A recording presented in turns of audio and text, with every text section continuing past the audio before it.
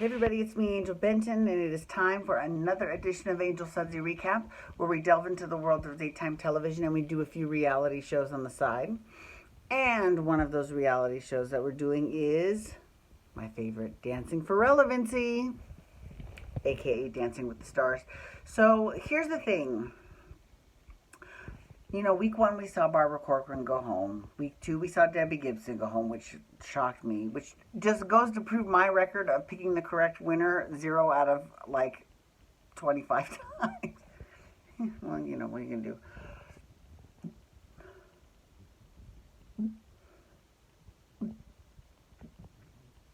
I had a lot of belchiness in there. Okay, so can you believe I actually didn't belch out loud though? Oh, I'm classy yet.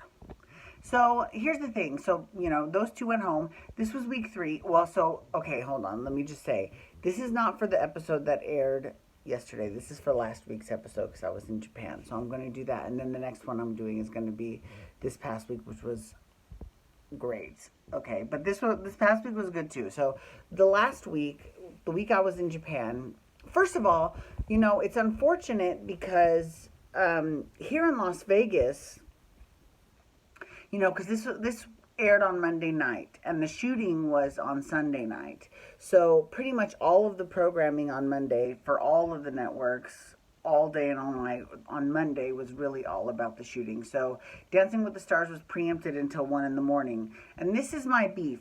I don't actually have a problem that they preempted it with stories about the shooting. I'm actually okay with that, you know, because the shooting was a news story. That is a breaking news story that people need to know about, and I understand that. So I'm not upset about that. What I'm upset about, and maybe this might be a technological thing, maybe that's something that maybe I need to come up with some sort of a remedy for, but unfortunately, those of us that DVR the show could not watch it. It didn't tape because they aired it at like 1:07 in the morning, and I wasn't taping it then because I set the DVR way before I knew, you know, the shooting happened, and even if I did, I wouldn't know what their programming schedule is going to be. So unfortunately, I was not able to watch this on DVR, but I was able to watch it on the app. So that was my backup, was the ABC app. But again, it goes back to the whole ratings thing. Are they tracking people that watch it on the app? I don't think they are. So a bunch of people are probably watching the show, probably maybe because they couldn't see it because it was preempted, and they're not getting credit for watching it. That's unfortunate as well. Just thought I would just get on that soapbox real quick about that. But the whole rating system, it really needs to change. Okay, so I did watch it on the app. So this was the thing. They didn't send anybody home that week. Nobody, which is good. And Tom Bergeron started the show with mentioning the shooting and how the show has to go on. I thought it was done very well. It was very, very great. So the theme for this particular week was guilty pleasures.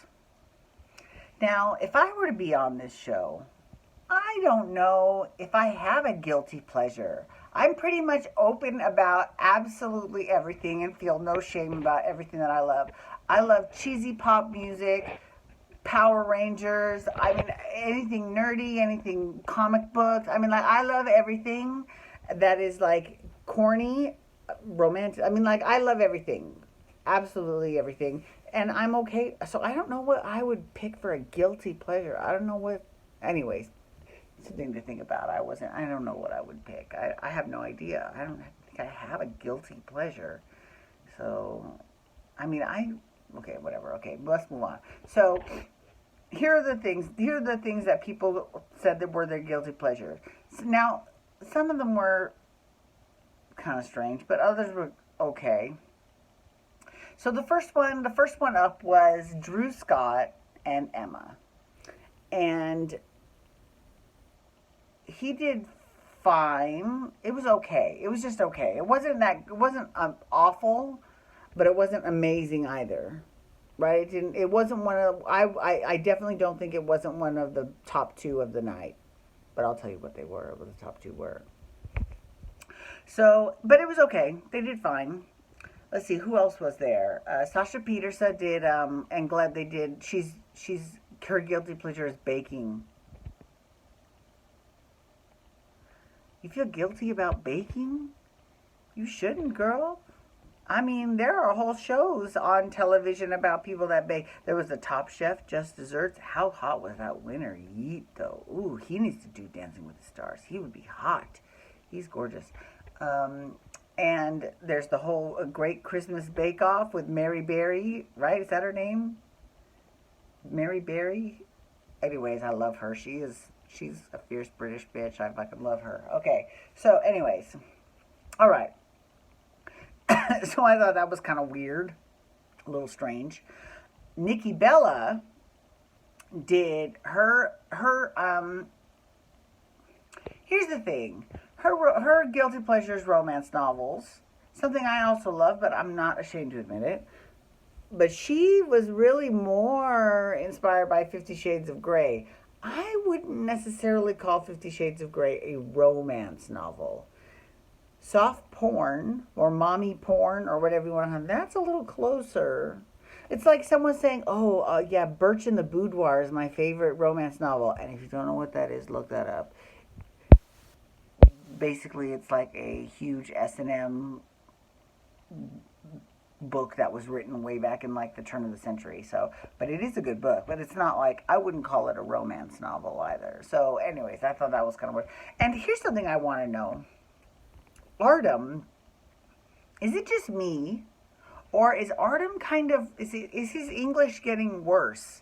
Like, he had much better English when he started the show. Is it like I don't know. It just seems like it's kind of like a shtick that's being played up. I don't know. It could be me, and it could just be the clip that they aired. I thought that was kind of weird, because I've never once thought Artem had a thick accent at all, but now he's like using broken English, and I'm like, what the? Okay. So, but she did actually really good. They did really good together. They did very well. Wasn't one of the top two of the night, but it was pretty good. So let's get to the top two. The first one that I thought was the top two was Lindsay Sterling and Mark Ballas. And her guilty pleasure is her pajamas. She likes to stay in her pajamas all day. That's cute. That's cute. Now, I do that too, all the time. Not ashamed of it. But yeah, I think that's great. I think that's wonderful. And I love having Mark Ballas on the show because, you know, whether or not he wins, he brings so much creativity to the ballroom that nobody else can match.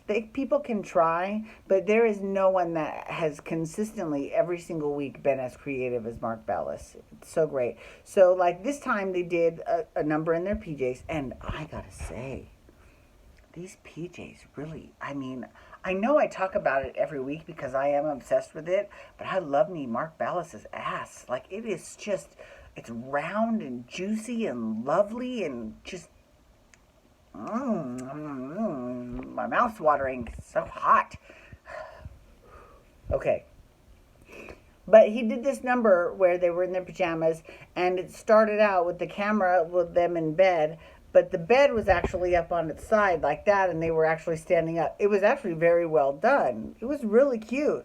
So I give Mark major props for that. And she danced phenomenally. It was a really good number, right? Okay, here's the other one. The other top dance of the night was Whitney Carson and Frankie Muniz. Again, Frankie Muniz is like, everyone knew Lindsay Sterling would be pretty good, especially because she was with Mark, right? And everyone knew that Broadway kid would be fine because, I mean, hello, he's on Broadway. But I don't think anybody thought Frankie Muniz would be as fierce as he is.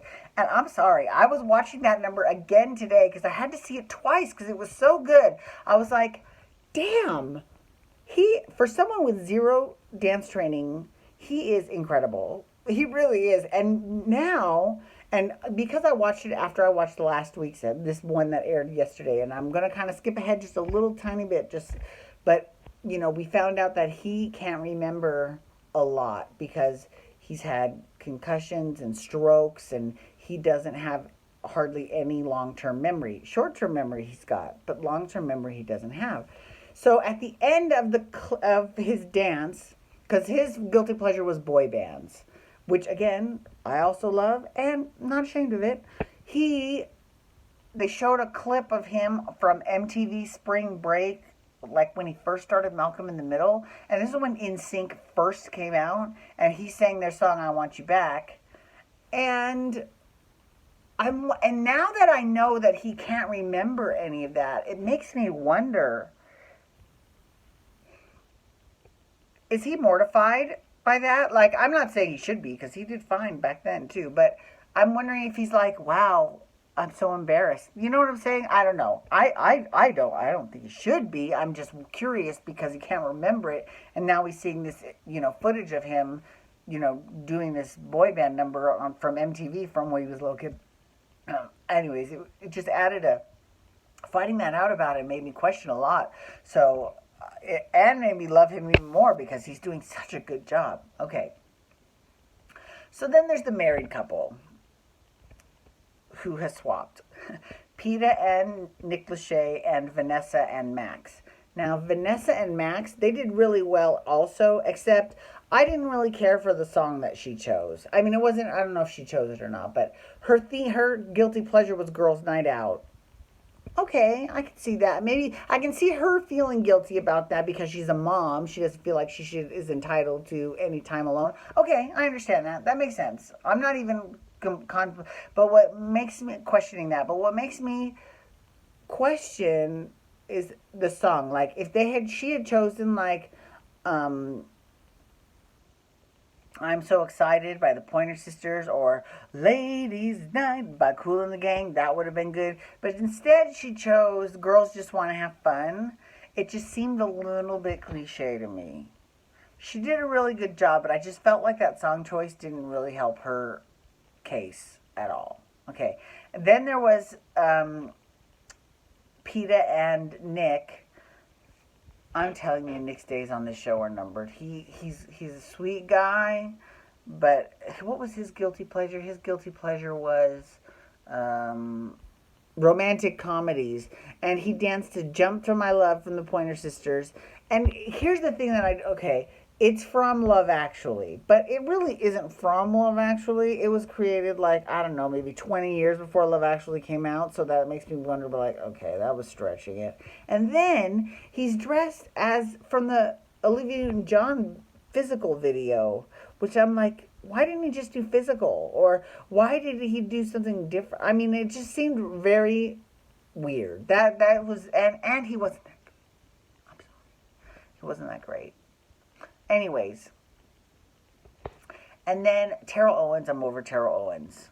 I'm sorry. They praised him a lot, but his guilty pleasure was breakdancing. Okay, that's fine. Again, I wouldn't feel guilty about that, but okay. And he was talking about how wonderful he is. I mean, his braggadocio just comes off as real condescending, and I'm really over it. Like, and I could tell, I'm sorry, I could tell Mophead's over it too. She's like, when he starts going off in their rehearsals, she's over it, right? So I feel her. And the Broadway kid did a superhero dance, which was really cute with Lindsay. It was really cute. And finally, the basketball player, he danced to the Fresh Prince of Bel-Air with Sharna, and that was cute also.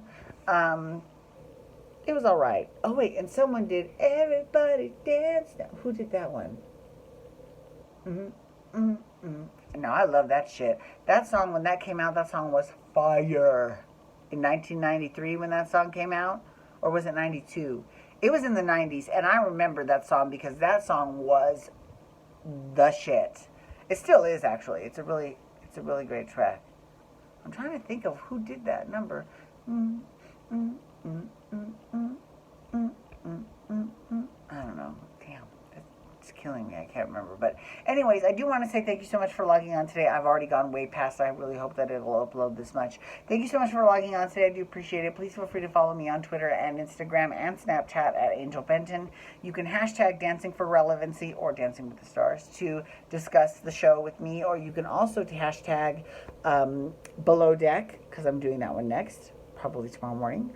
And you can also hit that subscribe button on my YouTube channel to get my YouTube videos sent to your inbox every single day. All right, everyone, have a wonderful night. Peace out and wubba, wubba, wubba.